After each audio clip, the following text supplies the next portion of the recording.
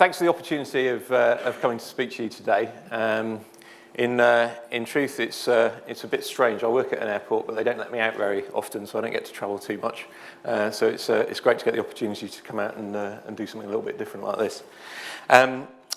Gatwick itself changed ownership in late 2009, so we're just over 5 years into a real sort of transformation program that has taken Gatwick from very much being the sort of poor relation to Heathrow and a bigger stable of airports to competing to become sort of London's airport of choice, and more importantly competing now for the right to build a second runway at Gatwick, which is something that I'll probably mention a little later on.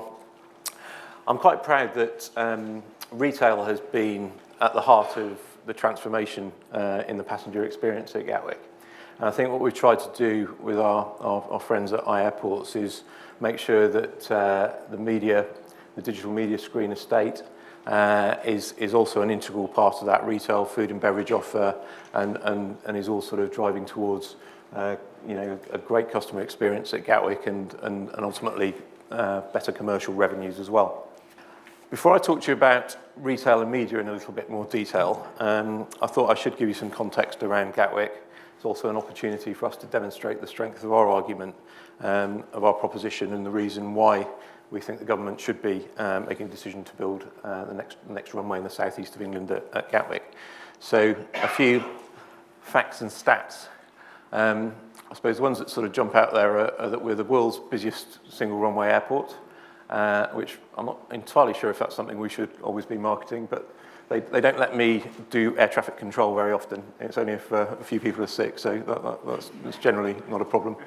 I think I'll talk a little bit more about our route network in a minute, but we have 12 million people that live within an hour of Gatwick. 12 million people in the sort of richest region in GDP terms in Europe. And we think that's a fantastic opportunity for businesses of all types. What we've seen over the last few years is that we've managed to consistently grow our total passengers going through Gatwick. And more excitingly, I guess, for us, we've also managed to grow market share consistently since 2010. And in fact, we're really the only London airport that's been consistent in achieving that.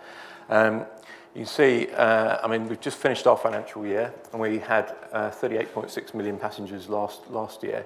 We expect to grow to just over 40 million this year. We think we can get to 45 million still with a single runway. But you can see why capacity is such an important issue for the UK airports.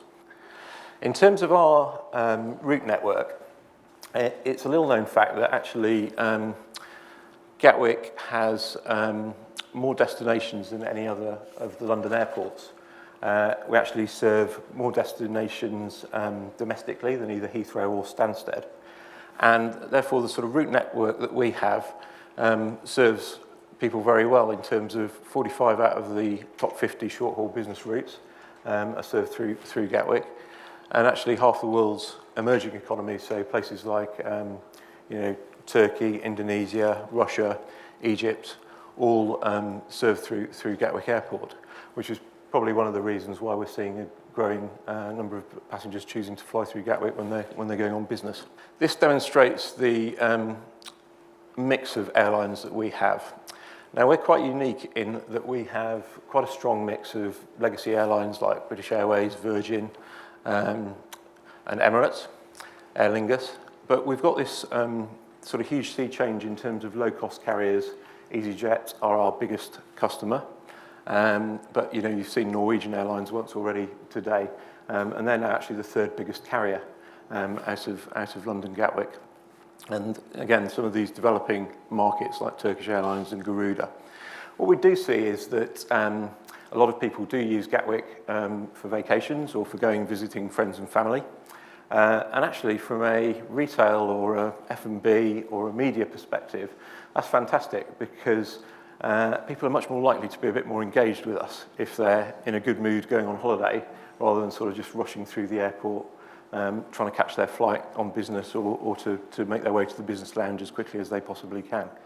I should say as well that the demographic that we get at Gatwick is very strong. So around 42% of our people would sit in an AB demographic, and over 82% of them would be ABC1. So it's a great audience for both retailers, for our food and beverage operators and media owners alike. So a little bit more in terms of what we've actually done under new ownership. In the last 5 years, we've spent over £1 billion, and we have probably another 800 million to spend in the next 2 or 3 years. Our first priority was to improve the physical journey for the passenger as they travel through our airport. Simple commitments helped us to focus on the passenger needs. In fact, these distilled into sort of 3 key statements that the whole airport community buys into. So we'll treat you as a guest, we hate queues, and we'll get you away on time. Kind of sums up what we want to achieve as an airport. The nice thing about that is the sort of wider airport community, probably around 25,000 people work at Gatwick. And those sort of 3 simple statements were all things that most people could understand and buy into fairly easily. In retail terms, we've just been through the sort of largest period of development in the history of the airport. So we've put more space in, we've reconfigured space, we've churned a lot of stores and opened new ones. The most important thing for us is that we've really tried to base our actions and our estate, the people that we do business with, on customer research and feedback. And what that's led to is us really going down the route of trying to, in simple terms, deliver an offer that's really relevant to our passengers. That might sound blindingly obvious, but one of my observations in coming into the airport world was that pretty much every airport you go around in the world has got the same shops, the same restaurants in. And therefore, we set out to look at what was happening in the Westfield shopping malls around this country, in Bluewater, in the West End of London, and other key markets, and just really understand what it was our customers wanted. So that led to quite a few firsts in terms of airport retailing. So the first snow and rock store. So many people go out and travel through Gatwick on holidays and skiing in the winter, but they also travel through in the summer when Snow and Rock actually have a fantastic range of walking and climbing gear that they wanted to put in front of customers. So that worked really well. The first Aspinall London store, the first Joules store in an airport. In F&B, we had Jamie Oliver open his first restaurant, which at times now is his busiest restaurant anywhere in the world. Nando's recent addition to our F&B estate. Again, the first time Nando's have been into an airport.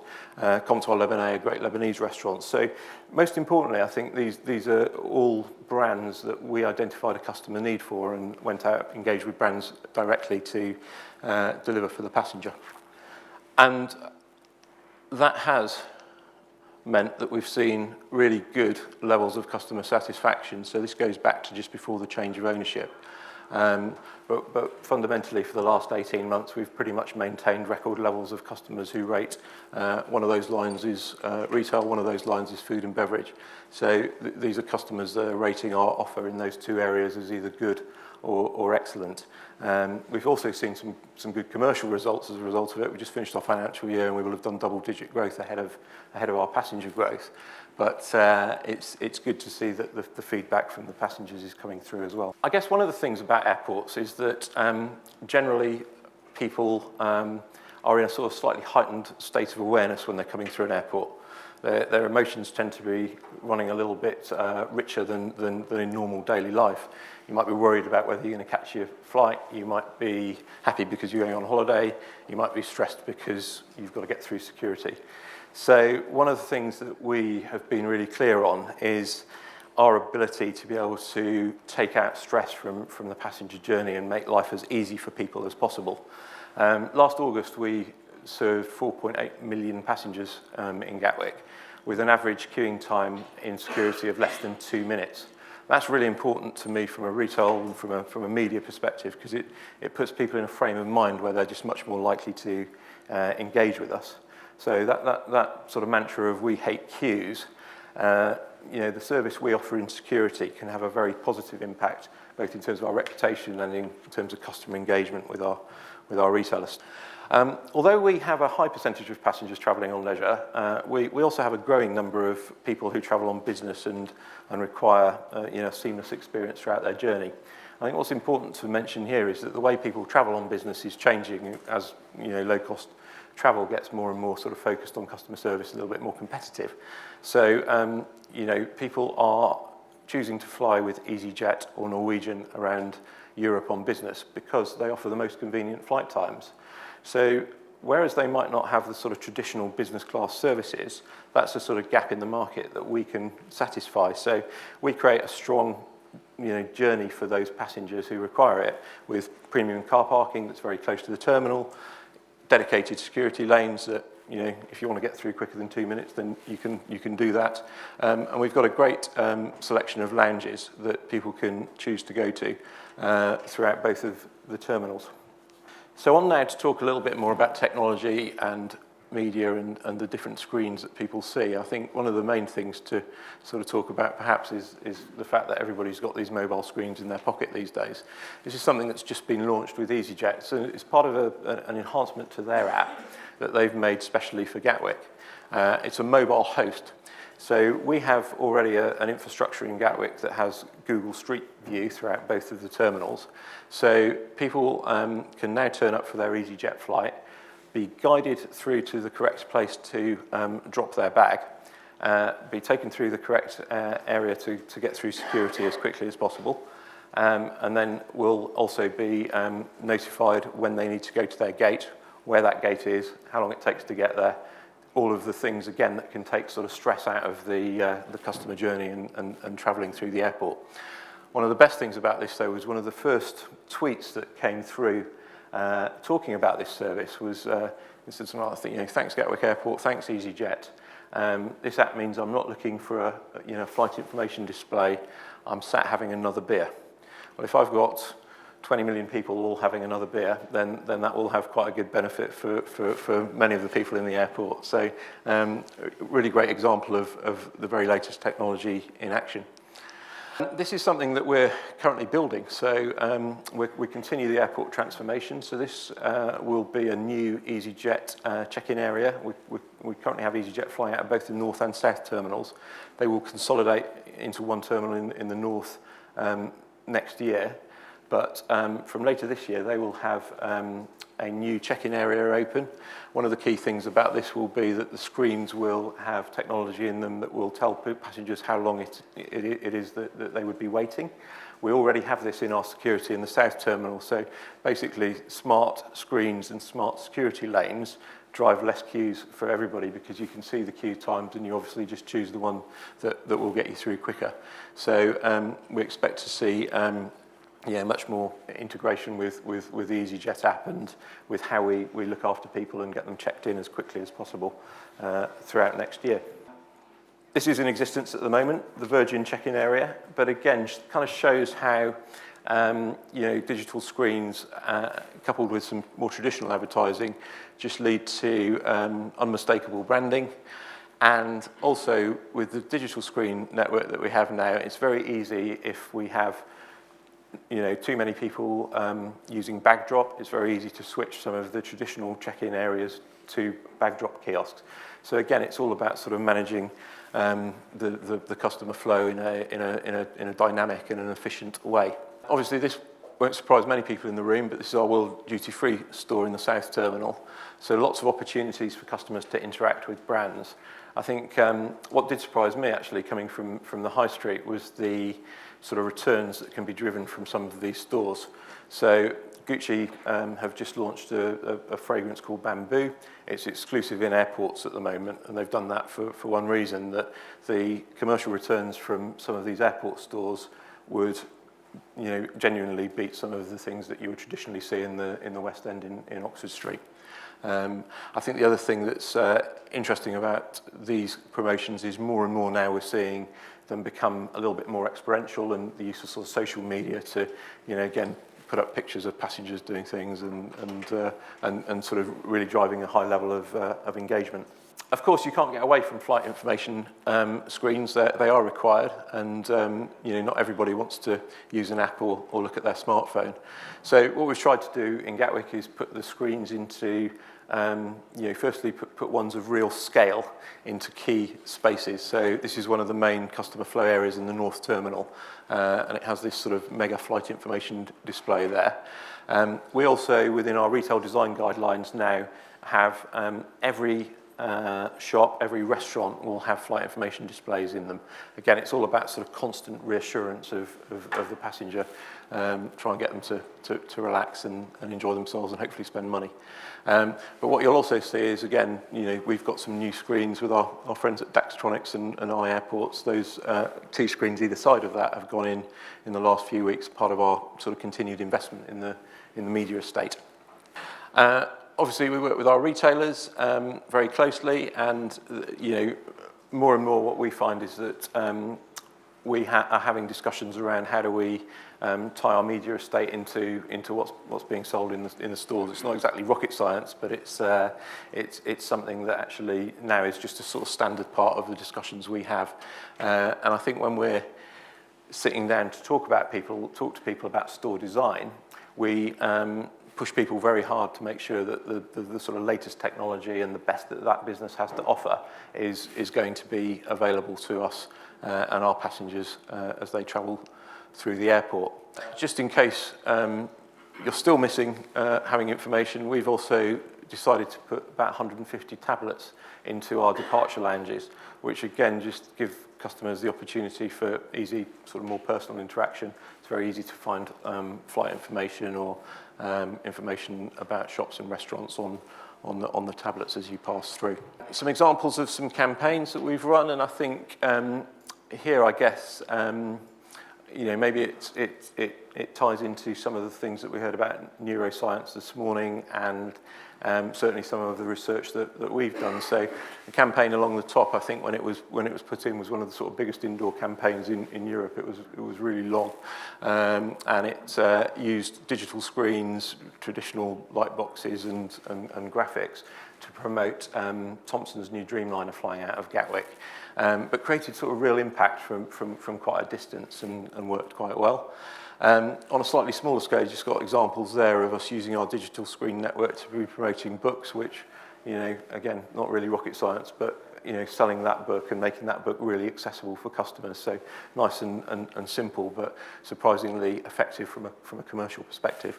And this one was a Mulberry ad that we ran on our digital arrivals network. So Mulberry came to us and said, well, actually, we'd like to target your Emirates customers. So therefore, we ran Mulberry campaigns on the luggage belts that the Emirates customers would be picking up their bags from. So very much a sort of captive audience in that respect. And since then, we've developed the capability of doing that in lots of different languages and giving lots of flexibility for how we can interact with different arriving passengers from around the world. Proximity beacons, so I think it's been announced this morning actually that I are putting in a couple of hundred beacons to some of the airports that they operate in. Early days for this technology from our perspective, but I think what is true is the amount of cut through that beacons can give if passengers are picking up those messages. So we look forward to sort of exploring that in more detail, and we'll be happy to be part of that as well as some other trials that we're doing on sort of monitoring passenger flow throughout the airport. I've talked about our investment in the airport, and I think what's probably also important to say is that we continue to develop our digital estate. So on the change of ownership in 2010, we had a multi-million-pound investment in digital media across Gatwick. And last year, we've started to sort of repeat that and refresh it and put in new estate, new assets. I think the point there for me is that we're getting good return on investment on these investments and the capital program that we have. It's working well for us. So I think I've got a little video to show you the latest things that we've done.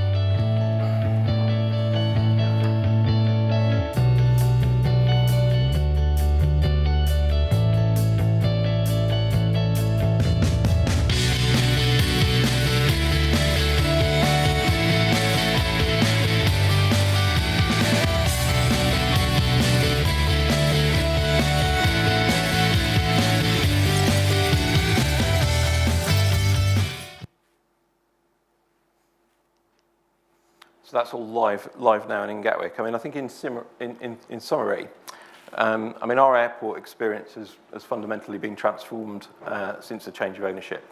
I think our investment into digital technology and genuinely the sort of cutting edge of that technology is really important for us. It's a very visible part of that transformation through the eyes of the customer.